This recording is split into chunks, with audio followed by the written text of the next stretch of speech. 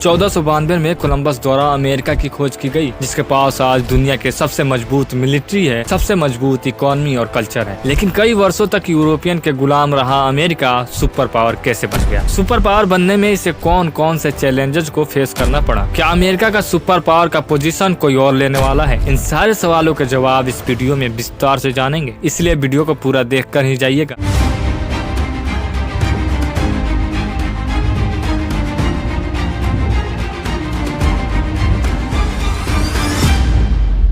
15th century में यूरोपीय व्यापारियों का इम्पोर्टेंट ट्रेड भारत, चीन और साउथ ईस्ट एशिया के साथ होता था। ये सारे ट्रेड सिल्क रूट यानी जमीनी रास्ते से ही होता था। लेकिन सवाल यह है कि इंडिया से जब जमीनी रास्ते से ट्रेड हो ही रहा था तो फिर कोलंबस समुद्री रास्ता ढूंढने क्यों निकल पड़ा? और समुद्री रास्तों से उन्होंने अमेरिका को खोज दिया, तो अमेरिका पर इसका क्या प्रभाव पड़ा? इसका जवाब आगे वीडियो में जानेंगे। क्योंकि सिल्क रूट पे मौजूद कुस्तुनतुनिया यानी कॉन्स्टेंटिनोपोल को ऑटोमन एम्पायर द्वारा कब्जा कर लिया गया, तो यह रास्ता अब यूरोपीय के लिए बंद हो गया। यही वह वजह थी जिसकी वजह से कई यूरोपीय देश जैसे पुर्तगाल और स्पेन ने भारत चीन के इलाकों से ट्रेड करने के लिए समुद्री रास्ता खोज रहे थे। उस टाइम कोलंबस ने एक नया थॉट पेश किया कि अगर यूरोप से वेस्ट की ओर समुद्र में सफर किया जाए तो भारत और ईस्ट एशिया तक पहुँच सकते हैं। उनका मानना था कि अर्थ गोल है, इसीलिए अगर वेस्ट की ओर भी सफर करते हैं तो ईस्ट पहुंच सकते हैं। कोलंबस ने यह प्लान कई यूरोपीय रूलर्स को बताया, लेकिन किसी ने भी कोलंबस का साथ नहीं दिया। आखिरकार स्पेन की रानी इसाबेला और किंग फर्डिनेंड ने इस जर्नी के लिए कोलंबस को इकोनॉमिक हेल्प दी। 3 अगस्त 1492 को कोलंबस ने अपने 3 जहाजों के साथ स्पेन से वेस्ट की ओर जर्नी शुरू की। कई हफ्तों की यात्रा के बाद 12 अक्टूबर 1492 को कोलंबस ने बहामास के आइलैंड पर कदम रखा। लेकिन क्या आप जानते हैं, कोलंबस को यह यकीन हो गया था कि भारत या ईस्ट एशिया तक पहुंच चुका है। लेकिन हकीकत में उन्होंने एक नई कॉन्टिनेंट की खोज कर दी, जिसे आज हम अमेरिका के नाम से जानते हैं। और यहाँ के नेटिव पीपल को कोलंबस ने रेड इंडियन कहा। अमेरिका के खोज के बाद स्पेन यहाँ के लोगों के साथ व्यापार किया और बहुत मुनाफा कमाया। इसके बाद स्पेन, पुर्तगाल, फ्रांस और नीदरलैंड ने अमेरिका के अलग अलग एरिया पर कब्जा कर अपना कॉलोनी बना लिए। बाद में इंग्लैंड ने अमेरिका की ईस्ट कोस्ट के साथ 13 कॉलोनीज की एस्टेब्लिशमेंट की। कॉलोनियलिज्म ने अमेरिका के नेटिव पीपल के लिए विनाशकारी रिजल्ट लाए।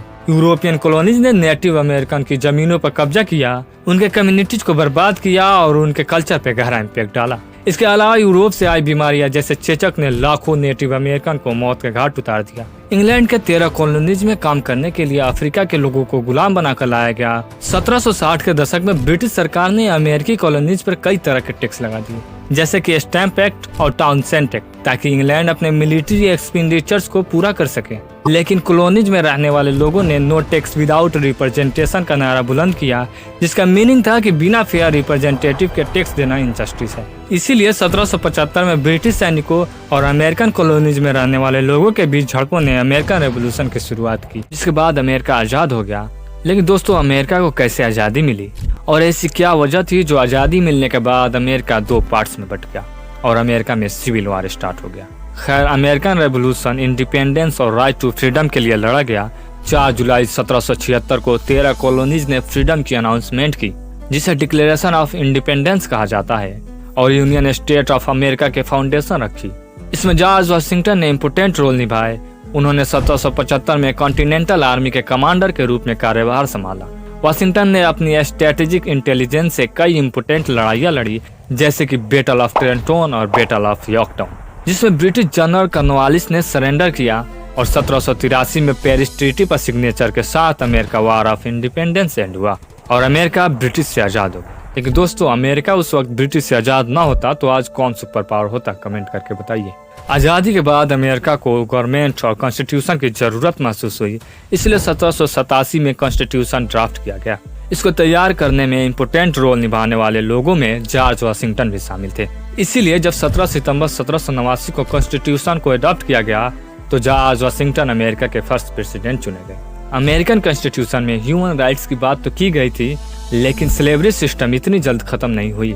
स्लेवरी सिस्टम ही वो वजह थी जिसके वजह से 19th सेंचुरी में अमेरिका 2 पार्ट्स में बट गया, नॉर्थ और साउथ में। यह तनाव 1861 में अमेरिकन सिविल वार का कारण बना। सदर्न स्टेट्स की इकोनॉमी एग्रीकल्चर पर डिपेंडेंट थी और इस एग्रीकल्चर सिस्टम को बनाए रखने के लिए स्लेवरी सिस्टम की जरूरत थी। सदर्न स्टेट चाहते थे कि स्लेवरी बनी रहे ताकि उनकी इकोनॉमी चलती रहे। वहीं दूसरी तरफ नॉर्दर्न स्टेट इंडस्ट्रियलाइजेशन की ओर बढ़ते हुए स्लेवरी का विरोध किया। लेकिन 1860 में जब अब्राहम लिंकन अमेरिका के प्रेसिडेंट बने तो सदर्न स्टेट में डर पैदा हो गया कि अब उनकी स्लेवरी सिस्टम खतरे में है। इसीलिए 1761 में सदर्न स्टेट ने यूनियन से अलग होकर कॉन्फेडरेट स्टेट ऑफ अमेरिका का फाउंडेशन रखा। इसका अलग होना वार का स्टार्ट था। सिविल वार की फर्स्ट बड़ी बैटल ऑफ फोर्ट सुमटर था, जो 12 अप्रैल 1861 को हुई। इसके बाद बैटल ऑफ गेटिसबर्ग और दी अटलांटा कैंपेन के दौरान लाखों सोल्जर और आम लोग मारे गए। 1865 में सिविल वार एंड हुआ जब सदर्न जनरल रॉबर्ट ईली ने यॉर्कटाउन में सरेंडर किया। इस वार के बाद स्लेवरी अमेरिका में खत्म हो गई और सिविल वार के बाद अमेरिका ने तेजी से इंडस्ट्रियलाइजेशन की दिशा में कदम बढ़ाया। इस दौरान रेलवे, स्टील, ऑयल और कंस्ट्रक्शन जैसे इंडस्ट्रीज में जबरदस्त विकास हुआ। अमेरिका के इंडस्ट्रियल पावर ने इसकी इकोनॉमी को मजबूत किया और यूरोप के इंडस्ट्रियल रेवोल्यूशन से भी अधिक प्रभावशाली बना दिया। साथ ही साथ अमेरिका अपने मिलिट्री और डिफेंस में भी मजबूत हुआ।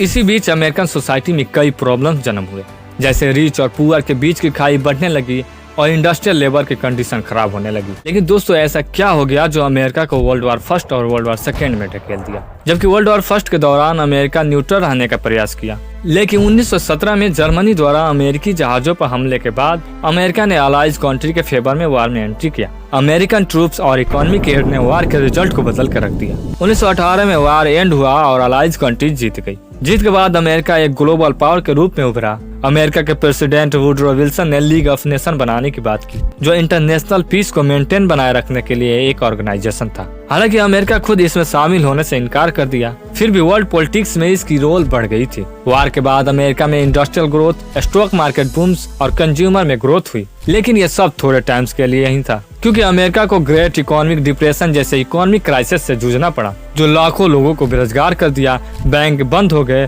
और यह इकोनॉमिक डिप्रेशन ने अमेरिकन सोसाइटी को हिला कर रख दिया। लेकिन न्यू डील नामक इकोनॉमिक रिफॉर्म प्रोग्राम्स ने अमेरिका के इकोनॉमी को स्टेबल बना दिया। लेकिन जब 1939 में वर्ल्ड वार सेकेंड की शुरुआत हुई तो अमेरिका इसमें भी शुरू में न्यूट्रल बनाए रखा। लेकिन 1941 में जापान ने पर्ल हार्बर पर अटैक किया, जिसकी वजह से अमेरिका वार में एंट्री किया। वर्ल्ड वार सेकेंड के दौरान अमेरिका ने अलाइज नेशन के साइड से लड़ाई लड़ी और अपने इकोनॉमिक और मिलिट्री रिसोर्सेज की वजह से वार का मेन लीडर बन गया। लेकिन 1945 में जब अमेरिका ने जापान पर एटम बम गिराया, जिसकी वजह से जापान सरेंडर किया और वर्ल्ड वार सेकेंड एंड हुआ। और इसके बाद इंटरनेशनल पीस मेंटेन बनाए रखने के लिए यूनाइटेड नेशन बनाया गया। लेकिन वर्ल्ड वार सेकेंड के बाद दो सुपर पावर उभर के आए, अमेरिका और सोवियत यूनियन। इन दोनों देशों के बीच कोल्ड वार स्टार्ट हो गया। लेकिन वर्ल्ड वार सेकेंड के दौरान सोवियत यूनियन और अमेरिका दोनों एक ही साथ मिलकर लड़ाई लड़े, तो आखिर इनके बीच कोल्ड वार स्टार्ट क्यों हो गया? क्योंकि यह कॉन्फ्लिक्ट मेनली कैपिटलिज्म, जिसे अमेरिका सपोर्ट कर रहा था, और कम्युनिज्म, जिसे सोवियत यूनियन सपोर्ट कर रहा था, इनके बीच कॉन्फ्लिक्ट था। ये दोनों सुपर पावर डायरेक्ट एक दूसरे से नहीं लड़े, लेकिन दुनिया के अलग अलग एरिया में आइडियोलॉजिकल, पॉलिटिकल और इकोनॉमिकल स्ट्रगल में उलझे रहे और प्रॉक्सी वार लड़ते रहे, जैसे कोरिया और वियतनाम वार में। कोल्ड वार के दौरान इन दोनों देशों के बीच स्पेस रेस भी लगी थी, जिसमें अमेरिका और सोवियत यूनियन ने स्पेस में सुपीरियोरिटी हासिल करने के लिए कंपटीशन कर रहे थे। जहां सोवियत यूनियन ने 1957 में पहली बार स्पुतनिक सैटेलाइट को स्पेस में भेजा और 1961 में पहले ह्यूमंस को भी स्पेस में भेजा, जिससे दुनिया भर में सनसनी मच गई सोवियत यूनियन की सफलता से और अमेरिका पर भी भारी दबाव पड़ा। इसके जवाब में अमेरिका ने 1969 में अपोलो 11 मिशन लॉन्च किया, जिसके तहत नील आर्मस्ट्रांग और बज एल्ड्रिन ने चांद पर कदम रखा। लेकिन यह मिशन कितना सच है मैं नहीं बता सकता, क्योंकि कई स्कॉलर्स का मानना है कि यह मिशन फर्जी है। अपोलो 11 मिशन और चांद पर कदम रखने के बाद भी कोल्ड वार लंबे समय तक चलता रहा। 1991 में सोवियत यूनियन के टूटने के बाद कोल्ड वार एंड हो गया और इसके टूटने से 15 इंडिपेंडेंट नेशन बने, जिसमें रशिया सबसे बड़ा है। कोल्ड वार एंड हो गया क्योंकि सोवियत यूनियन टूट गया और इस कॉन्फ्लिक्ट में अमेरिका विजयी रहा और यह दुनिया के एकमात्र सुपर पावर बनकर उभरा।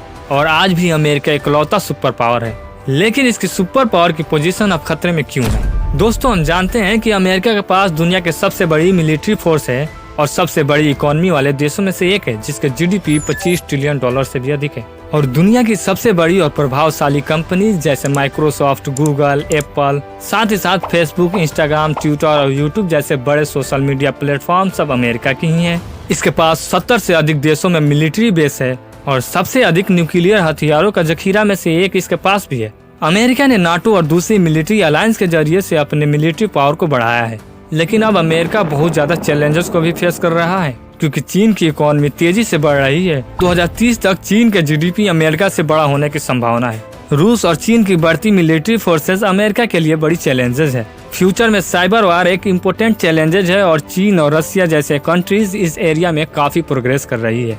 इन सब के अलावा भारत भी तेजी से इकोनॉमिक और मिलिट्री सुपर पावर के रूप में इमर्ज कर रहा है। यह अमेरिका के साथ कोलैबोरेशन तो कर रहा है, लेकिन इसके अपने इंडिपेंडेंट जियोपॉलिटिकल इंटरेस्ट भी है। अगर अमेरिका अपने इंटरनल डिवीजन, पॉलिटिकल इंस्टेबिलिटी और इकोनॉमिक इनइक्वालिटी को कम नहीं करता तो इसकी ग्लोबल पोजीशन कमजोर हो सकती है। लेकिन अमेरिका को फ्यूचर में चीन और रसिया जैसे ग्रोइंग इन्फ्लुएंस के साथ बैलेंस बनाना होगा। भले ही अमेरिका प्रेजेंट में दुनिया के सबसे बड़ी इकोनॉमी, मिलिट्री और कल्चर सुपर पावर बना हुआ है, लेकिन देखेंगे फ्यूचर में क्या होगा।